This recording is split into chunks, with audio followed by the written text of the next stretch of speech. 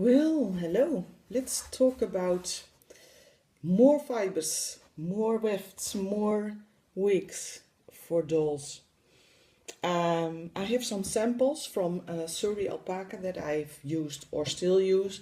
It all depends, of course, on what's available with the alpaca breeder. So I will show you some examples. Let's start with the long white. This is a sample of Surrey that I've already washed and combed, completely prepared, and it is more than beautiful. It has a shine to it. With this one I was very lucky. It was a champ Surrey alpaca, so his fleece was more than wonderful. Unfortunately, this is the only sample I have left, but I'm sure that I will be able to get some more spring 2018. I don't know whether this will be the full length that I have over here, maybe somewhat shorter, but the quality will be the same, since this Surrey alpaca, it was a male, did become a father of a beautiful, beautiful little son who has his genes, and it looks like he has his fiber. So that's the white. I love it, and I'm looking forward to use it again. Then black. This is already sewn into a weft, so you can see that works the same as the Wensleydale locks. You just sew a weft with the prepared locks. As you can see, it's a bit difficult to see because it's black and the background is somewhat dark, but I guess you will understand what I mean. And over here I made a little beginning with crocheting it into a weft, and I did this with some white cotton on purpose so you could see how it works. Of course you do need black yarn to make this wig, but it will look like this. This will be the cap from the inside. It turns bigger and bigger, of course, and this is what your wig is going to look like. It's really, really beautiful. Now this is black long locks, not available also hopefully in spring. Then I have, but it's already on her head, the black short. Got big beds. This is Elodie, as you know, and she has, I have to show her completely because I already attached this wig, of course, to her head. And this is what I call black short. It still hangs on her back to her, well, almost to her waist. I didn't cut it into a model, the Surrey, because you are crocheting it from top down in circles. You can imagine that this look of hairdressing comes by itself. You can see this is somewhat shorter because that's more up above, and it looks like it's going to be longer and longer, but in fact the locks, maybe here, are all of the same length. You see? So it creates this beautiful wig. The black short, relatively short, is still available in my Etsy shop, so you could go there and get some. Of course I cut her bang, that's obvious. Beautiful intense black.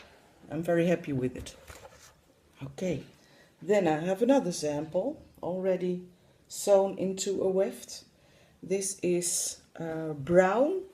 It is a very pretty color of brown. I leave my Surrey always in the natural color. I don't dye it. You could dye it, but I think the colors that will come from the animal, the natural colors, are beautiful to work with. So why dye why would I dye locks and damage them? Because dye is dye. It always does something, of course, with the fiber when they have such beautiful colors. So this is a dark brown, not available in the Etsy shop anymore, I'm afraid. And this is the last weft that I have. It's not enough for an 18-inch doll, but I think it is enough for a 9-inch doll. So I will make a little wig of it and cut it somewhat shorter, of course, otherwise the doll will be sitting on her own hair. So that's the dark brown. Looking forward to spring 2018. And I can go to the breeder and look what she has. What is in the shop is this. This is raw suri. So this is how I get it from the breeder. Raw suri. It's a mess. It's in locks, but it's still dirty. It has vegetable matters in it. There are knots in it. So this suri needs quite some preparation.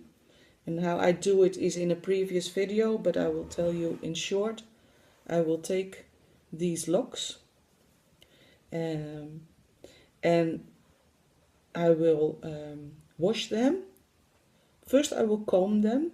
It will lose up some vegetable matter and it will get out the knots.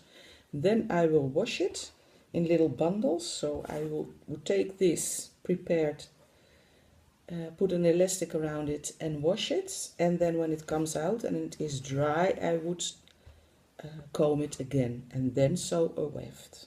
So it's quite some preparation. Suri is, as far as I'm concerned, is the most time-consuming fiber that you can use for wigs. But I must say the outcome, the results are really fantastic. So this color, I would call it a mid blonde, is still available in my shop, only in raw locks. Why? Because when I prepare it, it would be far too expensive, because I would have spent so many hours on it. It would be so expensive that's not funny anymore. So it's only raw locks for now. Maybe in the future, I don't know, when I'm able and when I have time, I will prepare some. But for now, these are raw locks you can purchase and make your own weft, as I have shown in previous videos.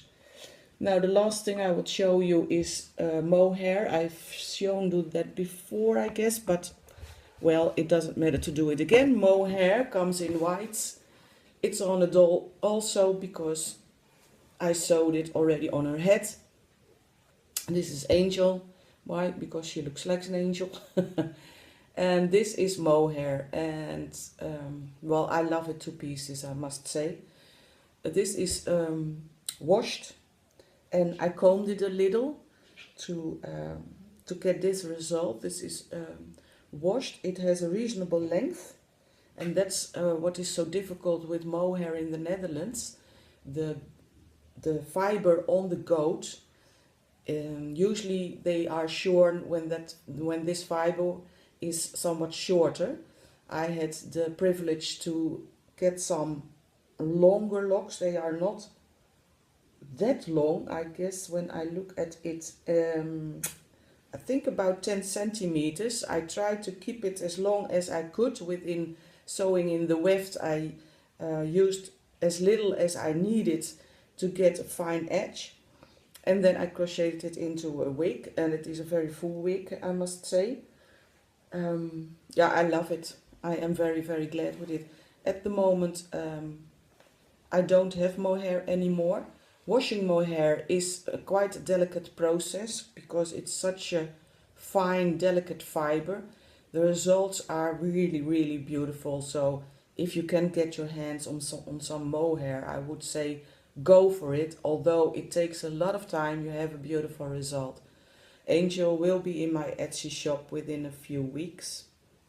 I'm gonna miss her, but I can't keep all my dolls. That would be a little bit too much. So, I will be looking for some mohair. I will contact some breeders to see whether they have something or not. I always, when I have something new, I always post it on Instagram. where I am as Little Dollhouse 0. The name Little Dollhouse was already forgiven, so I made Little Dollhouse 0. And I'm on Facebook as Little Dollhouse 2, without a 0. So you can find me over there. We have a make-along group, as you know. That's so much fun. So if you are interested in making dolls together, just go there. I would highly recommend it. That's for the fibers I use for wigs. Also, there are, and of course, there are commercial fibers. Should I call it fibers or yarn? I don't know. I will make a separate video of that, of those possibilities and what I made of it. But for now, these are the natural animal fibers, let me call it like that. Later on, I will be making a new dress from a new pattern, so stay tuned. I will be making a tutorial about how to make dimples in the legs and in the elbows. A lot of plans. Stay tuned. Hope you will leave me some comments or thumbs up. I like that a lot. And see you next time. Bye.